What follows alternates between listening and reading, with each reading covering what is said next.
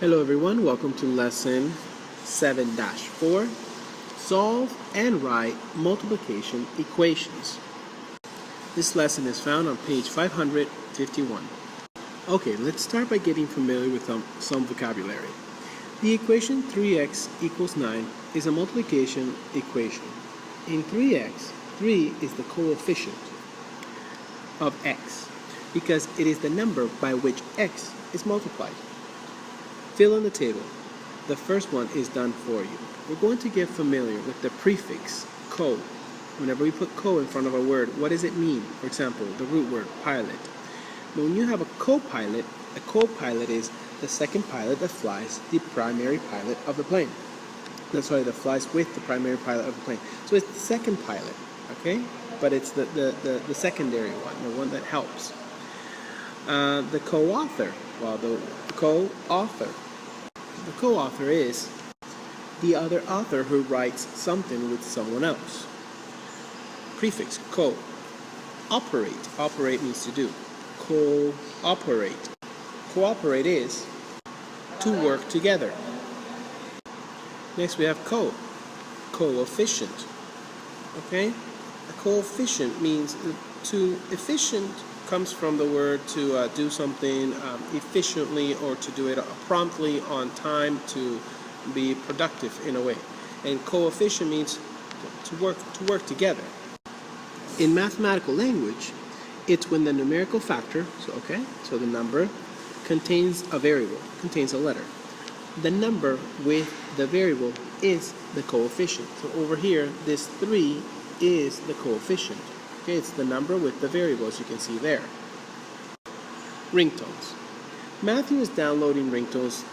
The cost to download each ringtone is $2. When Matthew is finished, he has spent a total of $10. Let X represent the number of ringtones. What does the expression 2X represent? So we're going to have $2 ringtones. Okay, let me fix that.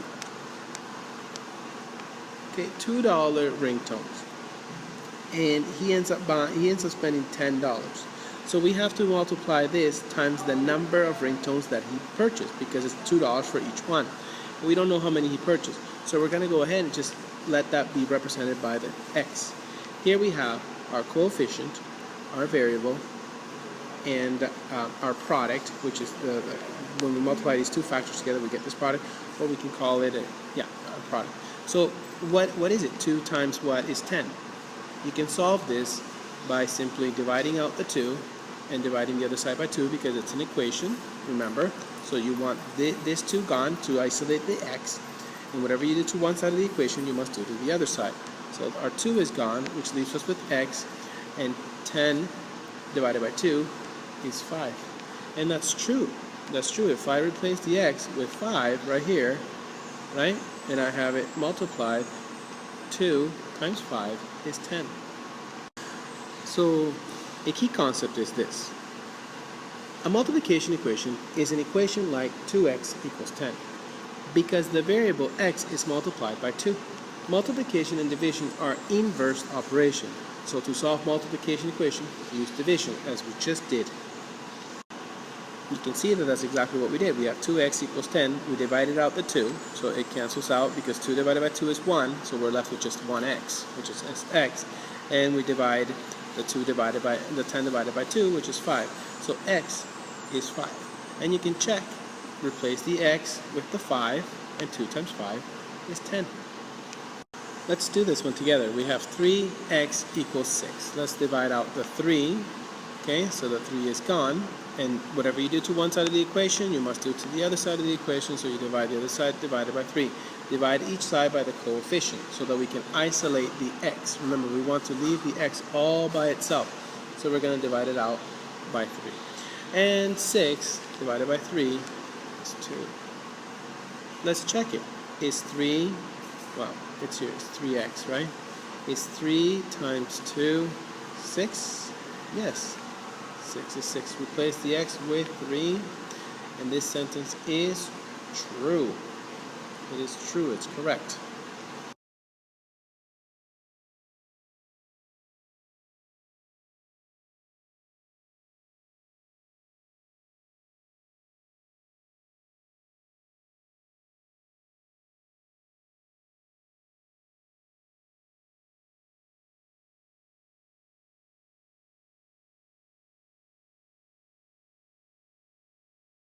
Okay, for b, 8 equals 4x. I'm going to divide out my coefficient.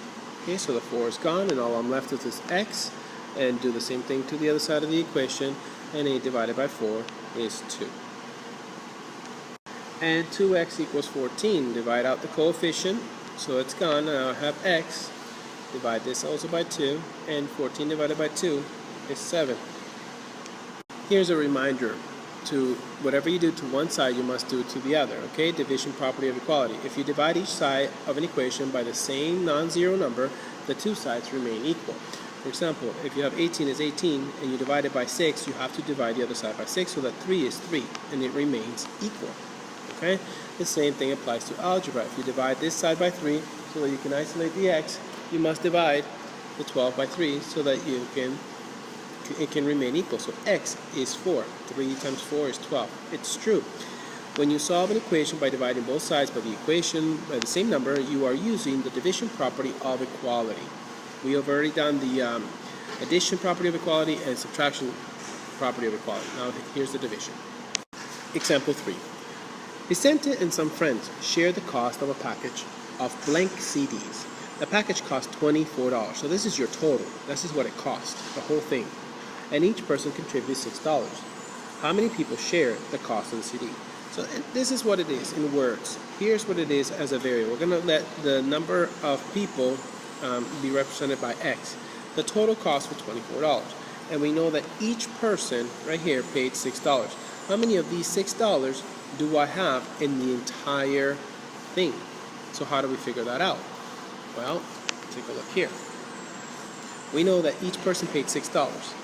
We don't know how many people, but we know it equals to $24. So it's 6x equals 24, as you can see right there. 6x equals 24. Okay, I think a lot of you already figured this out before I even got to this point. So 6x is 24. You divide out the coefficient, and you do the same thing to the other side, and you have x equals 4. Remember, it's always very important to understand what you just solved. Okay, you can do the computation, that's great, but what does that mean? What is 4? Well, 4 is there were 4 people. 4 was the number of people because each CD was $6 times 4 people. 4 people are going to pay for this. So 4 people each pay $6, and that equals the entire price of $24. There were 4 people who split the cost of the CDs.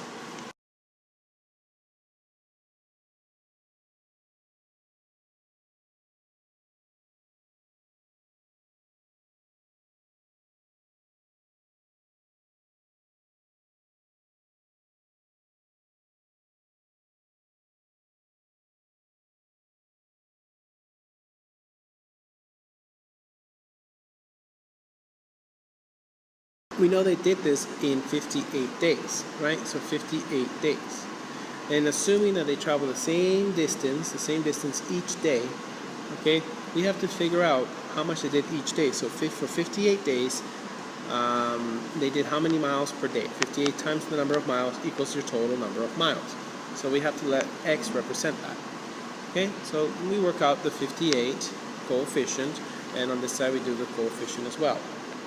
Okay, and when I do that, I get x equals 11.72. Okay, what does this mean? Well, this is the number that they traveled each day. Okay, this is the number of miles because they traveled for 58 days. As you can see, 58 days times how many miles will give you this. This is approximately how many miles. We can round this, boys and girls. We can say that x is approximately 12 miles. So each day they traveled approximately 12 miles. We round it up, right? So if we round it up every single time, it would be more than this amount. But we're going to say approximately they traveled for about 12 miles each day. Therefore, they traveled about 12 miles per day. Please copy this statement down as a key answer.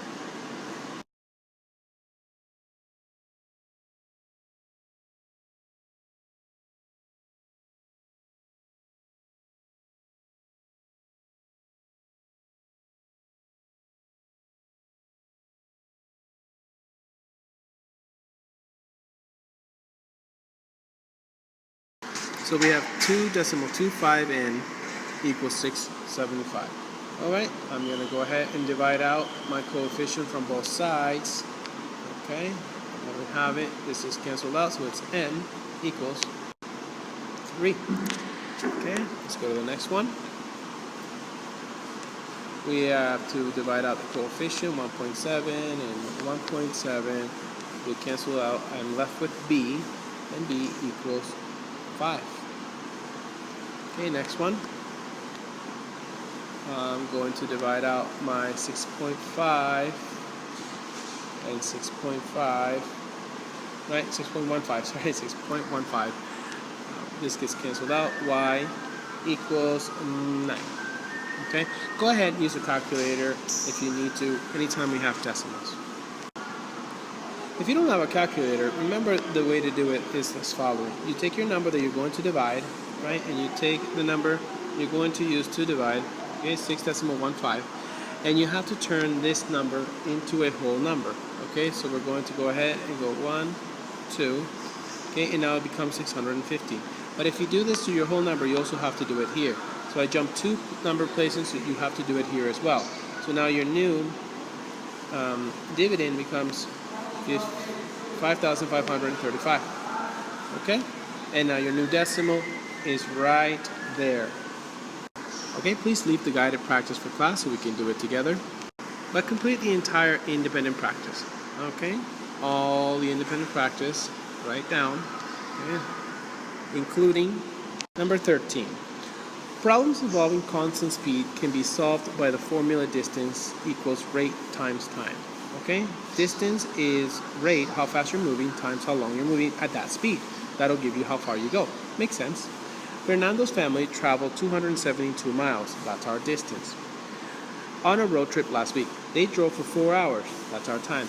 What was the rate at which Fernando's family traveled? Write and solve a multiplication equation. So our distance, we already know our distance, right? We said that it was 272 miles. Our rate, we don't know our rate. We'll replace that with x. And our time was 4 hours. So it's 4x equals 272, right? You know how to solve this. 4x equals 272. We divide out our 4 equals x, and divide our 4 out here as well. And when we divide 272 divided by 4, we get 68. Okay, and there it is. What does the 68 mean, boys and girls? 68 is our x, which is our rate. Our rate is our speed. Therefore, we can say that Fernando's family traveled an average rate of 68 miles per hour. Okay, this is also another key answer. See you in class, everyone.